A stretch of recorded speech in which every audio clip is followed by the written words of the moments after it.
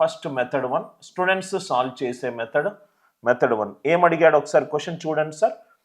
నాలుగో అనుపాతం అడిగాడు. సో కాబట్టి ఫస్ట్ ఏమవుతుంది, first value a plus b whole square into a cube minus b cube comma a cube plus b cube comma a square minus b square comma X.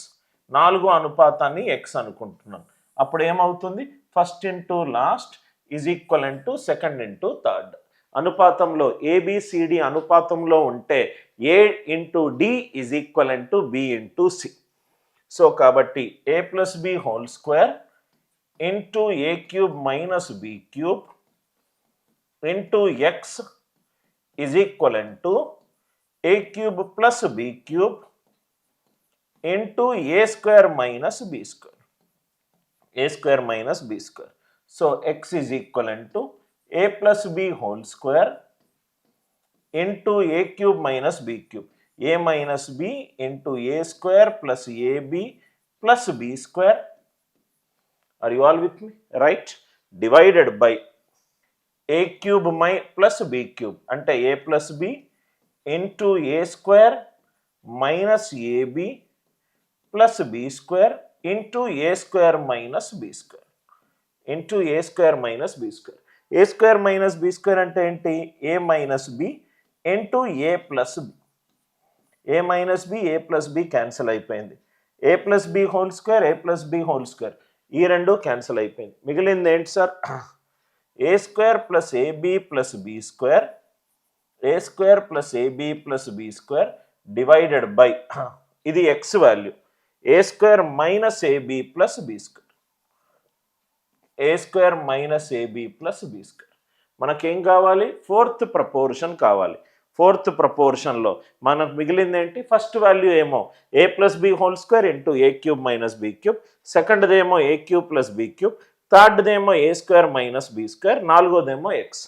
ఇది into ఇది a plus b whole square into a cube minus b cube into x is a cube plus b cube into a square minus b square.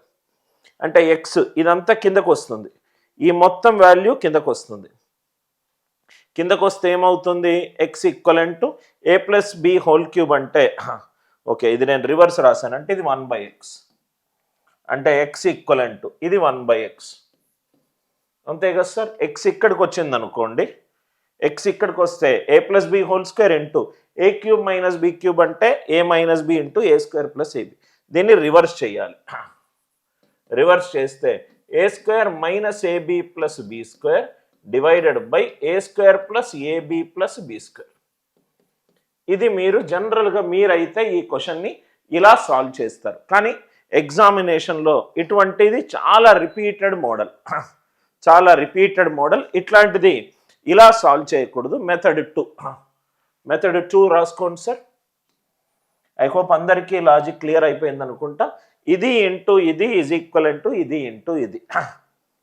Method 2 చాలా important concept. క్వశ్చన్లో చరరాశులుండి ఆన్సర్లో కూడా చరరాశులుంటే best method ఏంటంటే substitution. Best method ఏంటి అని అంటే substitution అవుతే values వస్తాయి. Values వస్తే మీకు ఈజీగా సాల్వ్ అవుతుంది. దయచేసి నోట్స్లో రాసుకోండి. క్వశ్చన్లో చరరాశులు, ఆన్సర్లో కూడా చరరాశులు. క్వశ్చన్లో చరరాశులు ఉన్నాయి, ఆన్సర్లో కూడా చరరాశులు కనుక ఉంటే మనము యూజ్ చేసే మెథడ్ ఏంటి సార్, సబ్స్టిట్యూషన్ మెథడ్ ఏంటి సార్, సింపుల్గా మనము a equivalent to 2 b equivalent to 1 అనుకుందాం. ఏ ఈక్వలెంట్ టు ఏదైనా వాల్యూని అనుకోవచ్చు. కొంచెం ఈజీ, డినామినేటర్ 0 రాకుండా మాత్రం చూడండి. 2 + 3 హోల్ స్క్వేర్, 3 స్క్వేర్ అంటే 9 into a cube minus b cube, 2 cube minus 1 cube 7 ఇది first value. A cube plus b cube ఇది 9, a square minus b square 4 - 1 3 ఇది ఎక్స్. అంటే ఇది 63, 9, 3, ఎక్స్. అంటే 63x equivalent to 27. X equivalent to 27/63 అంటే ఏమవుతుంది sir? 9 3s are 9 7s. 3/7 ఎక్కడ వస్తుందో మీరు చూసుకోండి.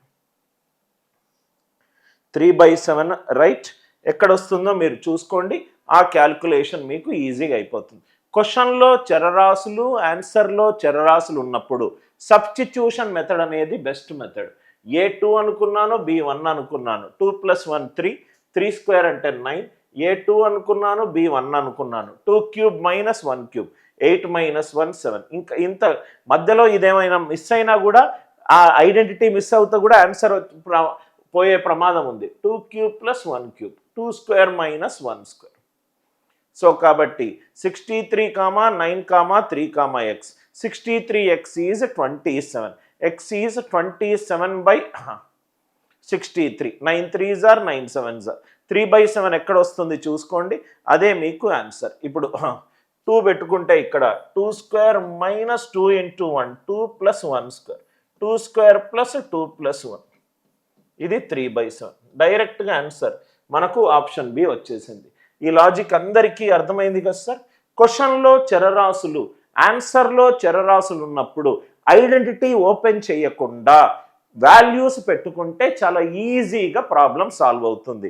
ఎందుకనంటే చరరాశుల మీద వర్క్ చేయడం కంటే కూడా అంకెల మీద వర్క్ చేయడం చాలా ఈజీ. అంకెల మీద వర్క్ చేయడం చాలా ఈజీ. ఇక్కడ కూడా sir find the 4th proportion. ఇక్కడ మీరు చూస్తే సార్ నా ఇక్కడ చూడండి సార్, మన క్వశ్చన్లో చరరాశులు మొత్తం ఆల్జీబ్రాలో 4 వెరైటీ క్వశ్చన్లు ఉన్నాయి. ఈ కాన్సెప్ట్ అర్థమవుతే చాలు. క్వశ్చన్లో చరరాశులు, ఆన్సర్లో కూడా చరరాశులు ఉందనుకోండి. క్వశ్చన్లో చరరాశులు, ఆన్సర్లో చరరాశులు ఉందనుకోండి. ఏ మెథడ్ బెస్ట్ మెథడ్? సబ్స్టిట్యూషన్ అనేది బెస్ట్ మెథడ్. సబ్స్టిట్యూషన్ మనం ఏమనుకుందాము? x = 2, y = 1 అనుకుందాం. మీరు 1 1 అనుకున్నారనుకోండి, ఇది 0 అవుతుంది సార్. 0 కాకుండా చూడండి, హారం వాల్యూ 0 కాకుండా చూడండి. x2 y1 అంటే 16 - 1, ఇది 15.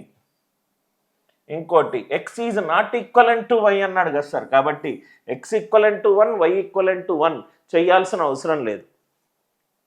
2 + 1 ఇది 3, 2 - 1 ఇది 1. 4th ప్రపోర్షన్ తెలియదు అంటే 15x = 3 అంటే x = 3/15. 3/15 అంటే 1/5 అంటే 5 పవర్ -1. 5 ఎలా వస్తుంది ఒకసారి చూసుకోండి. x2 y1, 2 square minus 1 square 3, no. 2 square plus 1 square 5, 5 power -2 కాదు, 5 power -1. Are you all with me? అందరికీ ఐడియా క్లియర్గా అర్థమవుతే ఎస్ అని చెప్పి రిప్లై చేయండి. క్వశ్చన్లో చరరాశులు, ఆన్సర్లో చరరాశులు ఉన్నప్పుడు మనం ఏ లాజిక్ యూస్ చేయాలి? సబ్స్టిట్యూషన్ లాజిక్ యూస్ చేయాలి.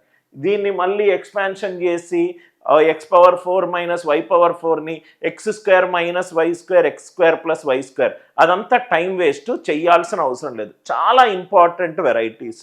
క్వశ్చన్లో చరరాశులు, ఆన్సర్లో చరరాశులు ఉన్నప్పుడు సబ్స్టిట్యూషన్ మెథడ్ యూజ్ చేయండి.